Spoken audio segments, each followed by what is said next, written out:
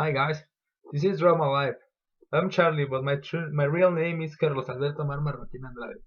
Yeah, I know I have three names. My parents were young ones and they thought it would be fun to name their first son with three names, which is really fun.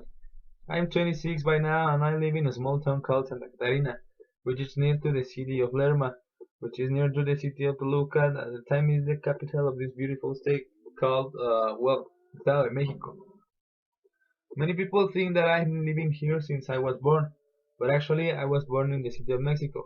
By the way, when I was born, the city didn't have that name, and many people used to call it Distrito Federal. Well, that was his official name. And well, you know what that means? Yes, I'm half Chilango. But wait, don't worry. Many of my Chilango manners have just disappeared, except for my accent. Sometimes I speak like if I was in La Lagunilla, the beautiful Republic of Iztapalapa. I think that's my most representative manner, my way of talk and also dancing cumbia. A good chilango, I love to listen to cumbia music, especially if it's cumbia sonidera. As I said, I used to live in Mexico City with my parents and my little brother Emmanuel. The house of my grandparents was beside ours, and we had a yard where we used to play a lot. My brother Emmanuel is 2 years younger, so we grew up very close. I love him because we have lived many exciting, sad, and ridiculous things, like the one when I broke my arm while we were praying to be Power Rangers. Yeah, as 90 kids, we enjoyed watching Barney, Dragon Ball, Captain Tsubasa, that here in Mexico was called Super Campeones, I don't know why, and all that cartoons that kids nowadays don't know. I don't understand millennials really. I studied kindergarten there and met my first love at the age of 4 years. Yeah, 4 years. I know I was a Casanova since child. We were growing very happy at my grandparents' house, and then my dad came to Toluca for work. I don't remember much about this part of my life because there was only my mom, my brother, and I for like 1 year. Then my dad decided to take us to Toluca, which wasn't a good idea from my mom, who was all the time angry about that decision. At the age of 6, I arrived with my family to the house of my dad's parents, where my cousins already lived. Suddenly, we were involved in a bloody battle for survival. My brother and me against my cousins. They were like 15 or 10, I can't remember, but they were a lot. At first, it was tough because we were the new ones. We were the outsiders, the cousins that just came as visitors every weekend and then suddenly came to stay like forever. As the time passed by, my family had to get used to live here. My brother and I learned a lot of things here, like milking cows, selling the cows, sell the milk, seed corn, harvest the corn, feed chicken, kill the chicken, and cook them.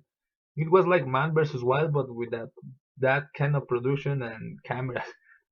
At first, it was difficult for us, but then we mastered those tasks. You know, time goes by and people change, and of course kids grow up. That's how I became a teenager. You know, the amazing part of your life where you hate everybody and no one understands you, and you want to get the hell out of every place full of adults.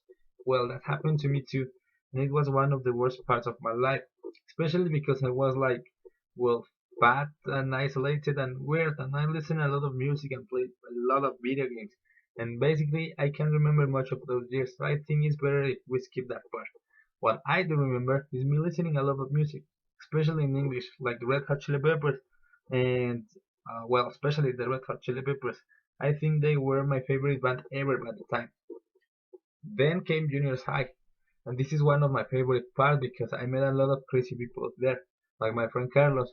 Nowadays, I'm godfather of one of his sons, and my friend Willie, whom I haven't seen him for like 3 years. I hope he's doing fine. As I said, in high school you know a lot of people. There I met a girl. Yeah, there's always a girl or a boy. In my case it was a girl, whom we are going to refer it as the unmentionable. In Spanish, my friends call it innombrable. Yeah, it's a really bad way of calling it. She was my girlfriend like for 2 years. We thought we were meant to be together forever. I mean, we were young and we did not know much about the world. And all that crap you hear and see on TV, on the movies, in the love sense that you have to love someone forever, it didn't really work. Even her mom liked me to marry her. I mean, her mom. I like her brother too and her sister. I met her dad once, but I can't remember how I could survive that.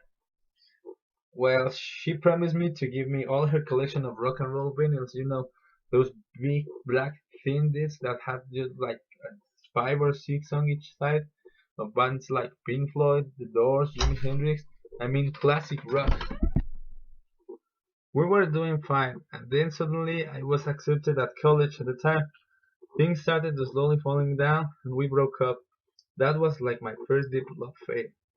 After that, like everyone at some point of their lives, I moved on, and with help of my friends and lots of beer, I mean a lot of beer, I finally overcome the depression.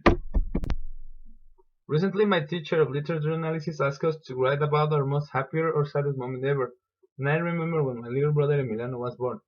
He's 6 by now, but we were shocked because my parents stopped having babies for 20 years with my brother Emmanuel. At the beginning, we were very excited, but as the baby was growing, my mom started feeling a little bit sick. The doctor said that the risk of for my brother to born early and to my mother to probably die at the moment of the birth could be high. Fortunately, my brother and my mother got well, and after 8 months of biting our nails, we finally met the little Emiliano. I look at him and I remember all the time I spent with my mother visiting doctors and taking care of her and really understand the meaning of love. I mean, you take care of people who you love.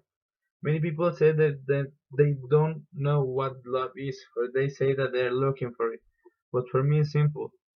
Every time I see or hear Emiliano calling my name, it's the most satisfying and happy sensation I could ever feel. On the other hand, the saddest moment of my life was when I had to drop college for a year.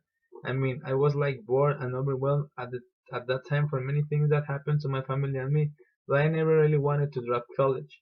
One good thing of that is that I started working for an international brand of sports shoes and apparel after I stopped going to school. It's been 5 years since that, and I can say that I love my work and I love where I am right now. And that makes me think that things happen for a reason. I can't tell exactly why, but they come at the right time. Well, now you know some